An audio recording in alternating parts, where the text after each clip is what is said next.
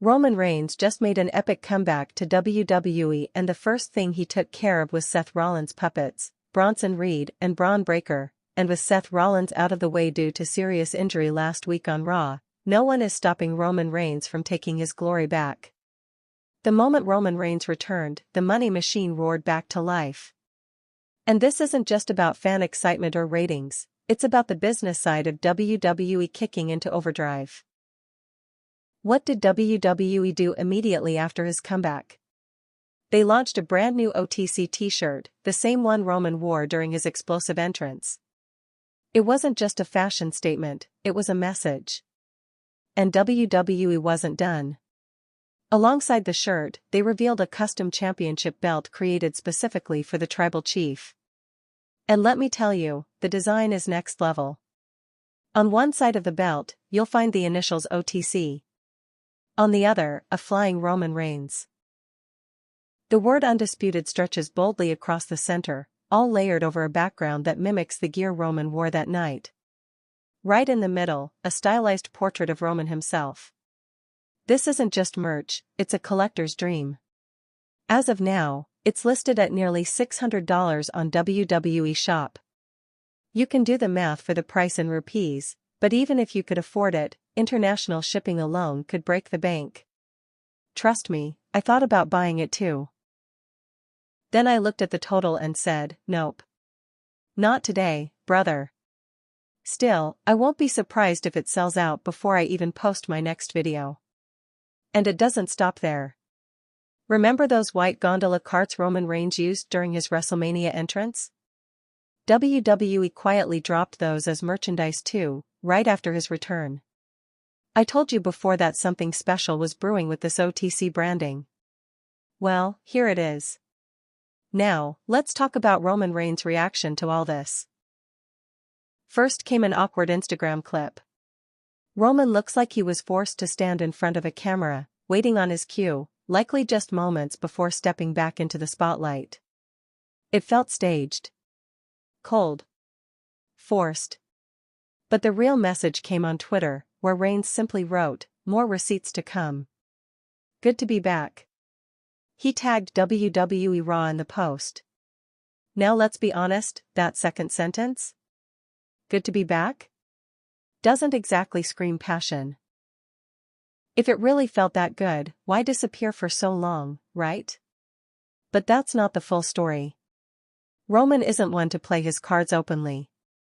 That tweet wasn't about nostalgia, it was a warning. I'm not finished. I've only just started collecting receipts. And that tweet lit a fuse that's going to burn all the way to SummerSlam. But Roman wasn't the only one sending messages. Bronson Reed fired back with one of the sharpest tweets of the year, "Just remember, tsunamis destroy islands." You don't need a dictionary to decode that. Roman Reigns is the self-proclaimed ruler of the island of relevancy, and Reed just declared war on it with one perfectly aimed metaphor. Then Paul Heyman jumped into the fray. Just landed home in New York. This was supposed to be Braun Breaker's night. We're going to the island of relevancy. That message? It stung.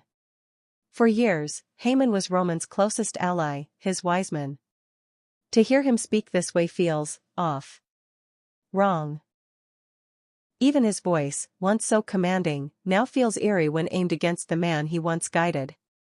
But here's where things get interesting. WWE posted the video of Roman's return with the caption, "The OTC is back." And who retweeted it? Paul Heyman. That simple click sparked a whole new theory. Is Heyman truly out of Roman's camp? Or is he still pulling strings from the shadows? Maybe this whole war is part of a bigger plan, a long con. Because one thing we know about Paul Heyman.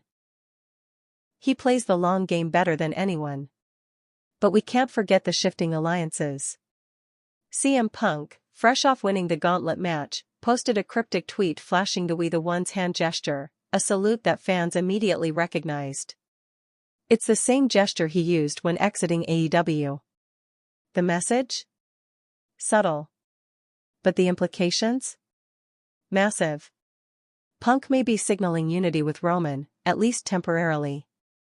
That said, Punk now has a golden opportunity, a shot at Gunther's World Heavyweight Championship.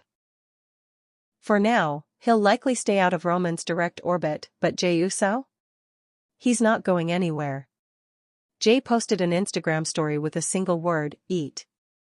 The image mirrored an iconic moment from the pandemic-era Thunderdome days, him shaking Roman's hand. The recreation wasn't exact, but it was close enough to send a message loud and clear. WWE clearly timed this visual cue for maximum impact. And it worked. So what match is all this building toward?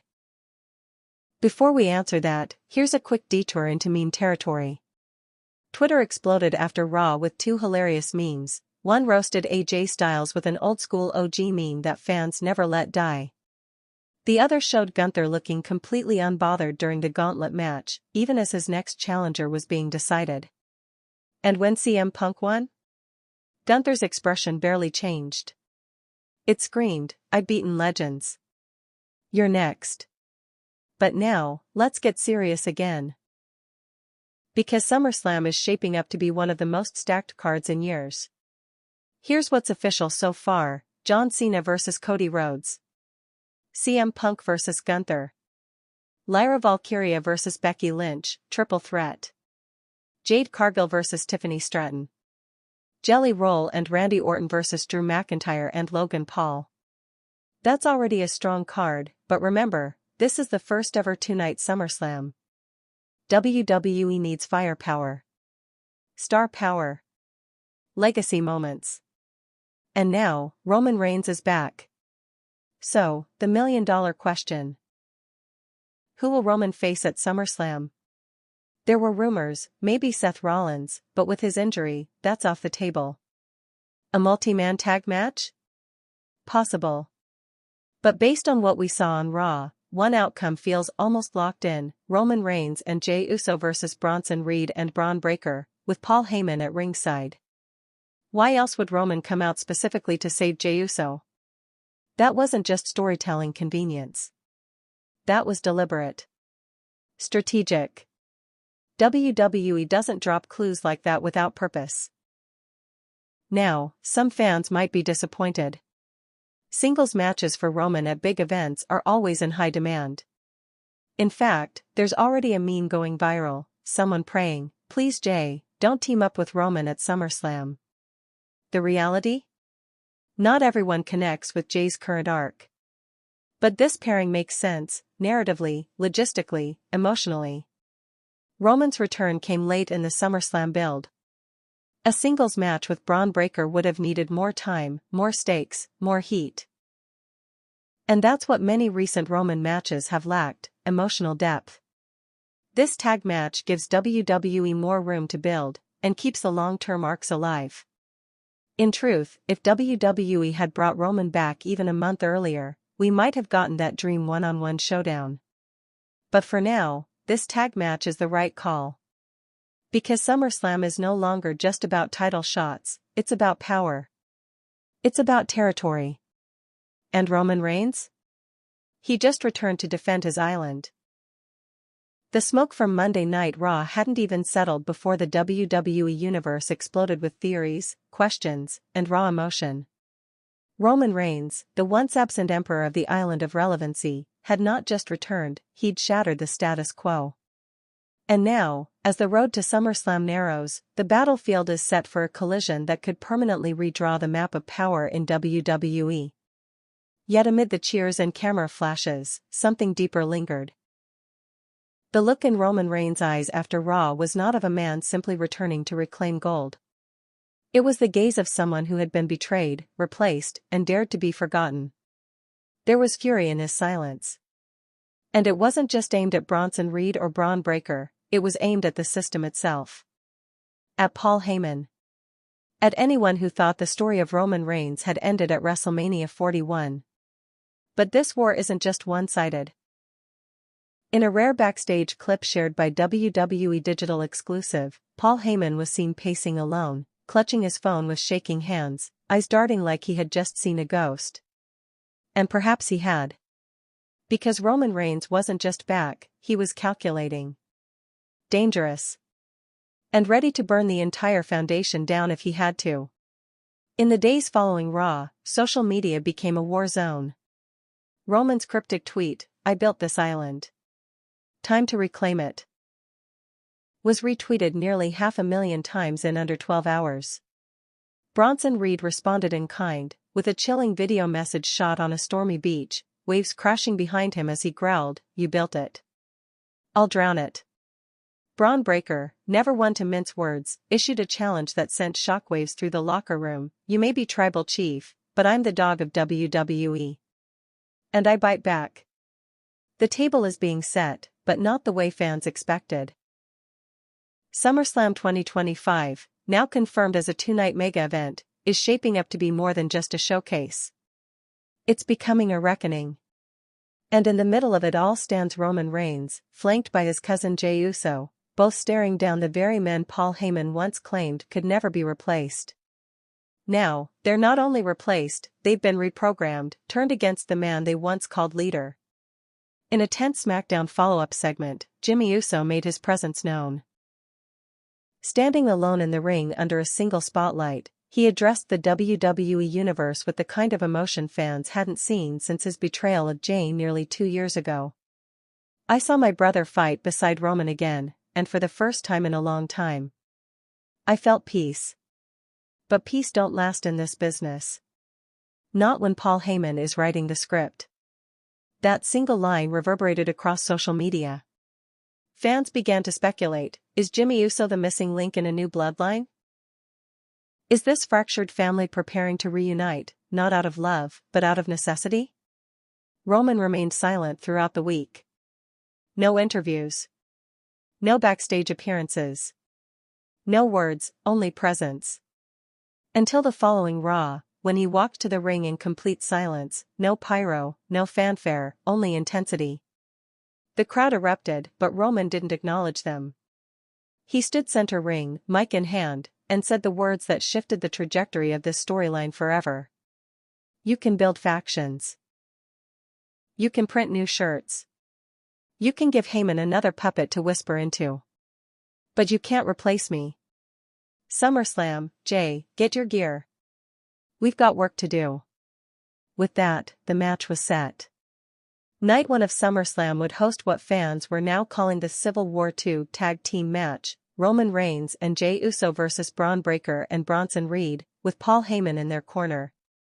But that wasn't the whole story. Behind the scenes, whispers began to surface. CM Punk, fresh off securing his shot at Gunther's World Heavyweight Championship on Night 2, had apparently requested to be kept at a distance from Roman's feud. "It's his war," Punk told a WWE.com interviewer. "I've got mine. Gunther's a tank, and I'm the bullet." Still, Punk's actions told a different story. Backstage footage caught him and Roman having a brief conversation, no mics, no cameras, just two icons sharing a moment that neither wanted recorded. The body language, though, spoke volumes. Respect. Paranoia. A shared past. And maybe, a future entanglement?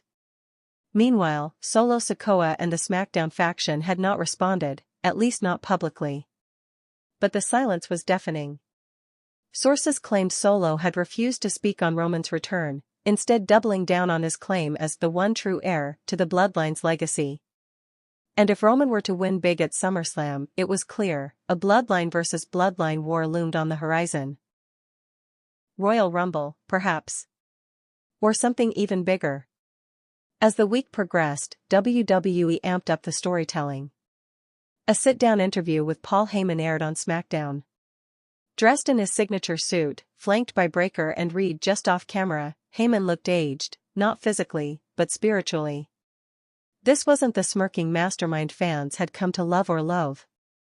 This was a man wrestling with the consequence of creation. "I didn't betray Roman Reigns," he said calmly. "I evolved." That single line broke the internet. Heyman continued, "Roman chose absence. He chose silence. I chose the future." Breaker. Reed. This is not about rebellion. This is succession. I didn't turn my back on the tribal chief, I simply recognized a new era. And if Roman wishes to challenge the tide, then he'll drown beneath it. The tension was unbearable. A week later, the unthinkable happened. In the closing moments of Raw, after Roman and Jay had just defeated the Judgment Day in a special main event preview, the lights went out. On the screen, a vignette. A throne, shrouded in fog. Footsteps echoing. And a voice, distorted but familiar. You forgot who built this empire. And I never forget. The image faded into static, but fans knew. It was Jimmy Uso. Or was it? Some speculated it was Jacob Fatu, who had been quietly rumored to be in talks with WWE for months. If Jacob were to debut, and align with Roman, it would tip the scales permanently in their favor. The anticipation was nuclear. SummerSlam was approaching fast, and the storylines had now split into two thunderous paths. Night 1, Roman and Jay vs. Breakker and Reed. Night 2, CM Punk vs. Gunther for the World Heavyweight Championship. But behind both, one man's shadow loomed, Paul Heyman. Could it all be part of his design? Even Seth Rollins, recovering from injury, chimed in during a brief satellite interview on WWE Raw. Sporting a sling and a grin, Rollins took a deep breath before offering a warning. Roman thinks he's fighting monsters. Nah. He's fighting ideas. He's fighting change. And change doesn't care about legacy. Rollins' words, though brief, hinted at something bigger. Could he be plotting a return before Royal Rumble? Could he, the visionary, be the one to finally burn down the Bloodline dynasty once and for all? And then came the contract signing. Held the week before SummerSlam, the ring was surrounded by security, executives, and tension so thick it felt like steel. Roman and Jay entered first, all business. Reigns wore his new OTC shirt, the Undisputed Chiefs Championship slung over his shoulder, a title not officially recognized, but one that carried meaning nonetheless. Paul Heyman entered next, flanked by Reed and Breakker. The crowd drowned him in boos, but Heyman simply smirked. Sitting across from Roman, he didn't blink. Roman leaned forward, pen in hand, but paused. You picked them over me? Roman asked, voice low but biting. You chose glass over gold. Heyman didn't respond. He only slid the contract across the table, never breaking eye contact. Roman signed. Jay signed. Reed smirked and scribbled his name. Breakker picked up the pen, twirled it in his fingers, and then said the line that would become a meme by morning, legends die slow. But dogs, we hunt in packs. And with that, SummerSlam Night 1 was locked. The show is set. The story is molten. And the outcome? Unpredictable. Roman Reigns has returned not to reclaim a belt, but to reclaim his identity. The island of relevancy is under siege, and the war isn't just about dominance anymore. It's about legacy, betrayal, and the dangerous notion that even the most untouchable can be forgotten. And as SummerSlam draws near, one thing is clear, someone won't be leaving this battlefield whole. Night 1 of SummerSlam had arrived. The stadium pulsed like a living organism, thousands of fans on their feet, the tension thick enough to taste. Smoke curled across the entrance ramp as the video package rolled, Roman Reigns, once the face of dominance, now the hunted. Across the screen, Braun Breaker's meteoric rise was cut with Bronson Reed's earth-shattering brutality. And in the background of every frame, like a ghost puppeteering the chaos, loomed Paul Heyman. As the opening bell neared, the camera cut to the back. Roman Reigns stood in silence, his new OTC gear glistening under the harsh lights. Jey Uso paced beside him, fists clenched, fire in his eyes. There were no words exchanged between them. They didn't need them. This wasn't about unity. It was about survival. The arena darkened. A hush fell over the crowd. And then... Shield Wall. A remixed version of Roman's classic entrance theme hit, a fusion of his old Shield music and the tribal beats of his Bloodline era. Fans erupted. The camera followed him as he walked down the aisle, shoulders squared, jaw tight, eyes like daggers. Jey Uso followed a step behind, nodding to the fans, but his expression was pure intensity. This wasn't family, they were soldiers tonight. Then came the opponents. Braun Breaker's entrance was thunder and aggression. He sprinted through the smoke, snarling, veins bulging. He was youth. Fury. A walking weapon. Right behind him, Bronson Reed marched like a titan, emotionless, methodical. The two men entered the ring with Heyman lingering behind them, his face stone cold, his hands folded, like a man preparing to witness the fall of his greatest creation. The bell rang. What followed was not a match. It was warfare. From the first lock-up, it was chaos. Breaker and Jey flew at each other like missiles.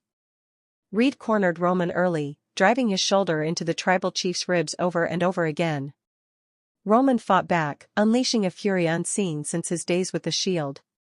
He was faster than expected, more brutal than he'd been in years. Spear after spear, Superman punches, but each time he landed a shot, Reed absorbed it like a wall. The match twisted midway through. Jey Uso went for a suicide dive on Breaker and got caught in midair. Breaker spun him into a powerslam on the outside floor. The referee's count started, but Roman dove out to break it up. The crowd roared, split between awe and fear. Inside the ring, Heyman yelled instructions. His voice cracked, betraying the pressure mounting inside him. Then it happened. Roman went for a spear on Reed, only for Breaker to leap from the top rope with a flying shoulder block mid-spear. The impact sounded like a car crash. Roman's body twisted awkwardly, and for a moment, he didn't move. Heyman's eyes widened. Jey Uso crawled into the ring and managed a last-minute save, breaking up a pinfall after Reed's tsunami splash nearly ended the match. The chaos only escalated. Tag ropes were ignored. Bodies flew in every direction. Reed launched Jey over the top rope. Roman recovered just in time to duck Breaker's clothesline and hit a desperation spear that flattened the rookie phenom. But before he could cover, Heyman did the unthinkable. He climbed onto the apron. Roman stared at him. Breathing heavy. Eyes locked. They didn't speak. Heyman reached into his jacket and pulled out the bloodline lei. Gasps from the crowd. Roman's eyes flinched. Was this a peace offering? A psychological ploy? Or something worse? Jey stood behind Roman, shouting. Don't trust him. Reed charged from behind. Roman turned, just in time to duck. Bronson Reed collided into Heyman, knocking him off the apron and sending him crashing through the timekeeper's table. The audience exploded. Chaos. Screams. Referees swarming. In the ring, Breaker recovered and threw Jey into the corner, ready to end it. But Roman, seizing the opening, delivered a thunderous spear to Breaker. Jey hit an Uso splash from the top rope. 1, 2, 3. The bell rang. Roman and Jey stood victorious. But the celebration was cut short. On the Titantron, the camera panned backstage, to Solo Sikoa, sitting alone in the Bloodline's locker room. Behind him, in shadow, stood Jacob Fatu. No words. Just presence. Solo looked directly into the camera and whispered, "You think this war is over?" Cut to black. The WWE Universe was reeling. Roman had won the battle, but now it was clear, the true war was just beginning. Night 2 of SummerSlam picked up immediately. CM Punk walked into his championship match with Gunther under the weight of two worlds. Not only did he carry the pressure of facing the longest-reigning Intercontinental Champion in modern WWE history, but he was carrying the emotional fallout of Roman's return. The two hadn't shared the ring yet, but everyone could feel it. Punk versus Reigns was inevitable. Just not yet. His match with Gunther was a classic. Brutal. Technical. Personal. The kind of match fans would tell their kids about. Punk won, barely, surviving Gunther's onslaught by reversing a final powerbomb into a small package for the 3 count. The crowd lost it. And yet, Punk didn't celebrate. He looked into the camera, belt in hand, and simply said, "Roman, we're not done." Meanwhile, Paul Heyman was rushed to a local medical facility following his table bump. WWE officials confirmed he suffered minor injuries, but he was fuming. In a leaked voicemail, Heyman could be heard saying, "They've forgotten who I am. Fine. Let's remind them." By the following SmackDown, the atmosphere was nuclear. Solo Sikoa opened the show with Jacob Fatu at his side, officially announcing the formation of a true bloodline. No more lies. No more waiting for Roman. The Empire was his now. And they weren't just watching anymore, they were coming for everything. Tag gold. Singles gold. And the legacy Roman refused to surrender. The final shot of SmackDown showed Roman backstage, watching on a monitor. For the first time, he smiled. "You want a war?" he whispered. "You've got it." The night after SummerSlam was not one of celebration, it was a calm before the next storm. Roman Reigns had survived the first strike. He stood tall with Jey Uso, having defeated Braun Breaker and Bronson Reed. Paul Heyman was broken, both physically and symbolically. But Roman knew it wasn't over. If anything, that win had only pulled the pin from the grenade. SmackDown opened with Solo Sikoa seated on the Tribal Chief's throne, only now, it had been repainted in black and gold, bearing the emblem of the true bloodline. Jacob Fatu stood behind him like a shadow, arms crossed, eyes burning. They weren't just asserting dominance. They were erasing history. Solo looked directly into the camera and said, "Roman Reigns is yesterday's news. This island? It belongs to me now." He then held up a custom-made Bloodline championship. It bore none of the symbolism of Roman's OTC title. This one was stark. Raw. Brutal. The belt looked more like a war relic than a prize. And it sent one message loud and clear: the tribal war had truly begun. Backstage, Jey Uso tried to keep the peace. In a rare emotional promo, he admitted he was tired of the chaos. "Every time I try to do the right thing, my family rips itself apart. Solo, he ain't the same kid I grew up with. Jacob? He's fire with no brakes. And Roman? Roman ain't a king anymore, he's a volcano." But Jey would soon realize that trying to play the peacemaker in a civil war is the quickest path to being caught in the crossfire. Roman didn't speak for a week. He didn't appear on Raw or SmackDown. WWE ran eerie vignettes during commercial breaks, slow-motion footage of Roman walking down an empty corridor, voiceovers from past rivals repeating his name: Cena, Lesnar, Cody, Rollins. And then silence. When Roman finally did speak, it wasn't live, it was pre-recorded. Shot in a private gym, Reigns stared directly into the camera, sweat pouring down his body after a brutal workout. "You want it, Solo? You want my throne?" he said. "Come take it. But don't forget what comes with it. You carry this crown, you carry every war that comes with it. Every enemy. Every betrayal. Every ghost. You ain't built for that, little brother. And Jacob? You're just muscle. A storm with no direction." He took a breath, then finished.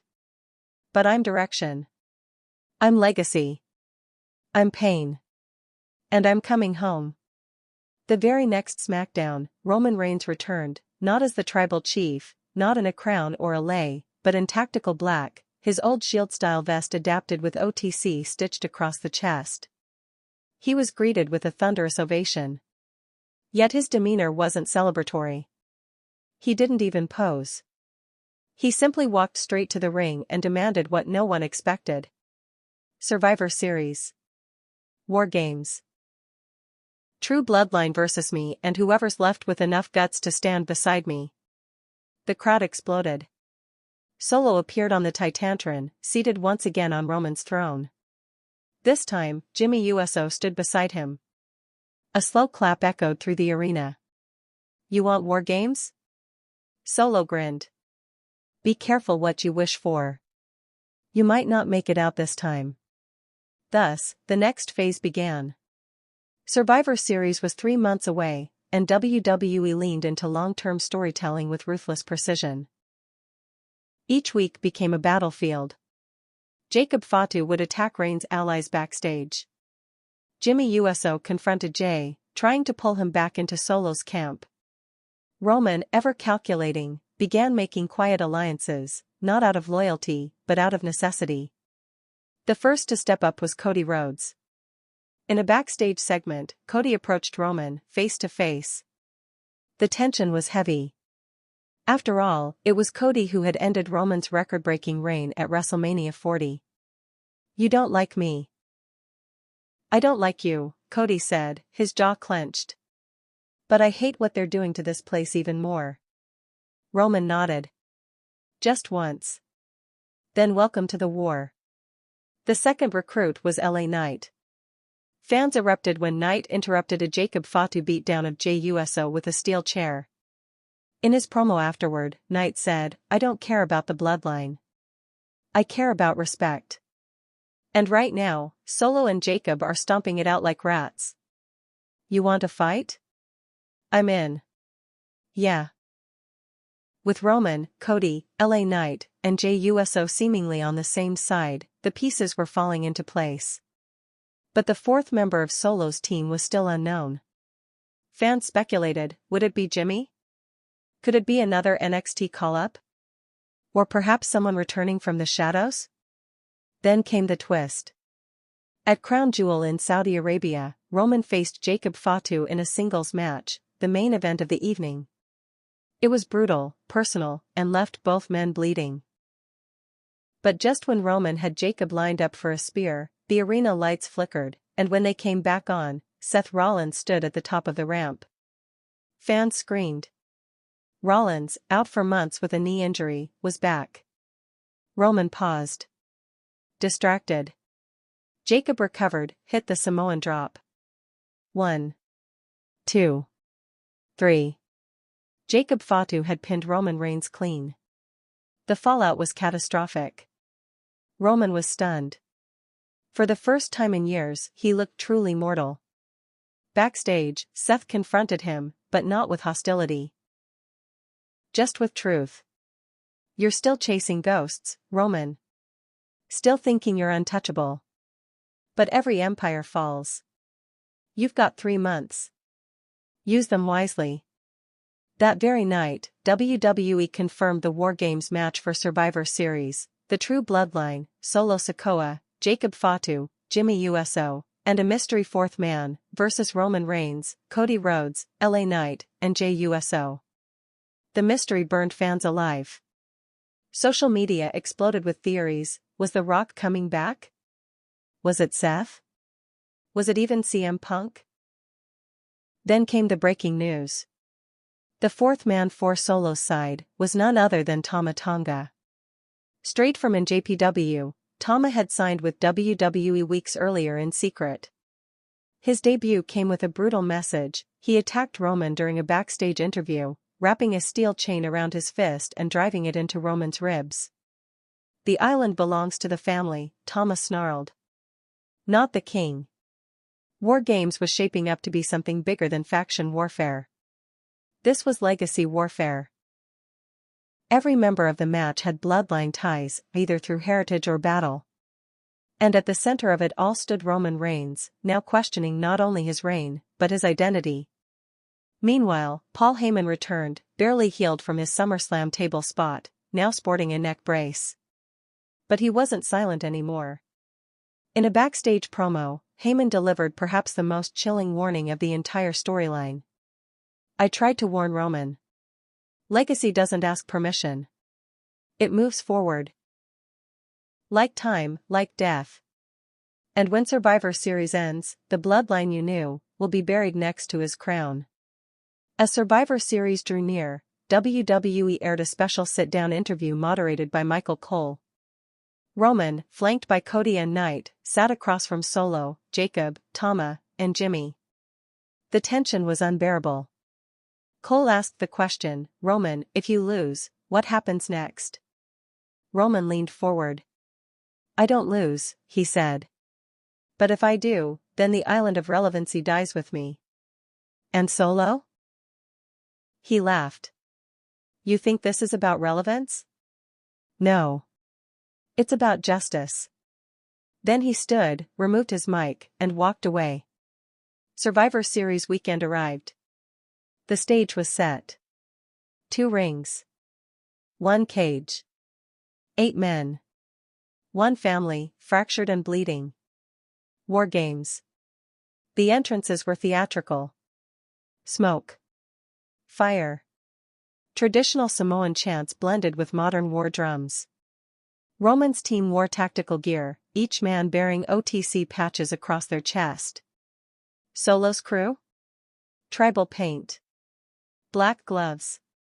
Crimson eyes. The match was hell. Steel. Blood. Emotion. JUSO and Jimmy began the war, reigniting the fire that had torn them apart so many times before. When Roman entered, the arena shook. But it was Jacob Fatu who stole the show, leaping from the top of the cage with a wild splash that nearly broke LA Knight in half. Tama Tonga introduced weapons, steel chains, chairs wrapped in Samoan tapa cloth. Cody Rhodes fought through it all with grit, taking blow after blow and refusing to stay down. Knight, bleeding from the forehead, still managed to drop Jacob with a BFT off a ladder. Then came the moment. Roman, battered and barely able to stand, stared across the ring at Solo. 2 brothers. 2 legacies. 1 crown. They charged. Spear versus Samoan spike. Both connected. Both fell. The final moment saw JUSO, the heart of the bloodline, stand face to face with Jimmy one last time. Tears in their eyes. Jay whispered, "Let it end." Super kick. USO splash. 1, 2, 3. Roman's team had won. But no one celebrated. As the cage lifted, Roman stood last. Solo crawled to the ropes. And the two stared at each other, not with hatred, but understanding. There were no kings now. Only survivors. Let me know when you're ready to continue to the next chapter. Royal Rumble 2026 is on the horizon, and Roman Reigns' war is far from over. We pick up the story in the smoldering aftermath of War Games. Survivor Series had delivered one of the most emotionally charged matches in WWE history, and yet, it only opened more doors. Roman Reigns stood victorious, barely. His body broken, his soul fractured. But he had reclaimed something even greater than a win, the acknowledgement that he wasn't alone. Yet. Monday Night Raw the following evening was hauntingly quiet at first. No fireworks. No music. Just a darkened arena. Roman Reigns walked down to the ring, still wearing the bruises of battle. His voice was calm, almost too calm, as he addressed the WWE Universe. Survivor Series wasn't a victory. It was a message, he said. The bloodline, my bloodline, is broken beyond repair. But what we proved inside that cage is that legacy isn't about names. It's about who shows up when it counts. He paused, the crowd cheering. I'm not chasing thrones anymore. I'm chasing peace. But before he could say more, the Titantron cut in. Solo Sikoa, Jacob Fatu, Tama Tonga, and Jimmy USO were seen leaving the arena together, heads high, not with shame, but with resolve. The war wasn't over. It had simply changed shape. In the weeks that followed, the WWE landscape shifted dramatically. Solo and his faction began targeting championship gold. Jacob Fatu demolished Chad Gable to take the United States Championship on SmackDown. Tama Tonga formed a volatile but deadly alliance with Finn Balor and JD McDonough in the Judgment Day's absence. Jimmy USO was now the mouthpiece of their empire, delivering promos that cut like blades. Meanwhile, Roman disappeared again. He didn't wrestle. He didn't speak. Instead, Cody Rhodes took center stage on Raw, declaring his intention to enter the 2026 Royal Rumble. His mission was clear. He wanted to finish the story again, but this time with the WWE Undisputed Championship on the line. The only problem? Seth Rollins still held that title. And just as Cody was set to challenge Rollins at the Day 1 Premium Live event, disaster struck. On the final Raw of 2025, Seth Rollins was attacked in the parking lot. Surveillance footage showed nothing but shadows, but the aftermath was clear. Rollins was left unconscious, his knee re-injured, the same one he'd rehabbed for months. WWE officials confirmed the worst: Rollins would vacate the World Heavyweight Championship. His WrestleMania future was in doubt. The implications were immediate. Triple H addressed the WWE Universe live the next week. A new main event was announced for the Royal Rumble, a 30-man over-the-top rope match where the winner would not only earn a WrestleMania spot but be crowned the new World Heavyweight Champion. Fans were stunned. This wasn't just about a path to WrestleMania now. This was WrestleMania. And that's when Roman returned. Not with theatrics. Not with pyro. Just a single line during a backstage interview: "If Destiny's calling, I'm picking up." Roman Reigns entered himself into the Royal Rumble match. But he wouldn't be the only one. CM Punk stepped forward, still bitter, still dangerous, and still holding a grudge against Roman that stretched back over a decade. Cody Rhodes confirmed his participation, with renewed energy. LA Knight, now wildly over with fans, declared, "You best believe I'm throwing 29 men over the top rope, yeah." And then came Solo. He appeared on SmackDown, United States title over his shoulder, and told the world, "The Rumble belongs to me. I'm not coming for Roman. I'm coming to finish what Seth Rollins couldn't." WWE's roster list for the Royal Rumble began to look like an Avengers-level collision of past, present, and future: Gunther, AJ Styles, Kevin Owens, Drew McIntyre, Damian Priest, Austin Theory, Braun Breaker. Even Logan Paul was rumored to appear. But backstage, the buzz wasn't about who was in, it was about who might return. For weeks, mysterious symbols began appearing in WWE programming. Glitches. Rapid flashes of lightning. Tribal drums echoing in promo packages that had nothing to do with Reigns or Solo. Theories swirled. Could The Rock be returning? Was this the moment the Anoa'i family story would go nuclear? Royal Rumble night arrived in January 2026, and the Alamodome was electric.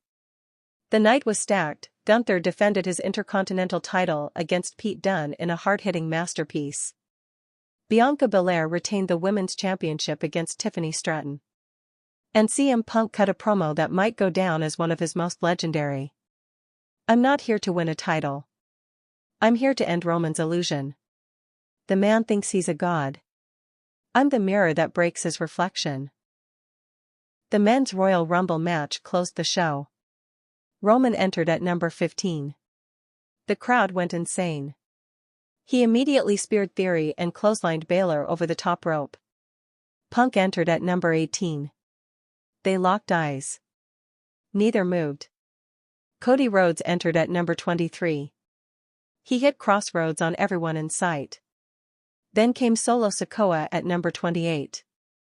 Silence fell over the arena. He and Roman met in the middle of the ring. The crowd was on its feet, everyone sensing the story coming full circle. A war began again. Elbows, super kicks, Samoan drops, spears. Punk tried to blindside Roman, only to be caught by Cody. The ring was filled with chaos. And then, number 30. The countdown hit 0. And the arena shook with something not heard in over a year. "If you smell The Rock." The roof blew off. The Great One had returned. Roman froze in the ring. The blood drained from his face. The Rock jogged down the ramp, full of energy, a smirk on his face. But this wasn't the jovial Rock of the Hollywood interviews.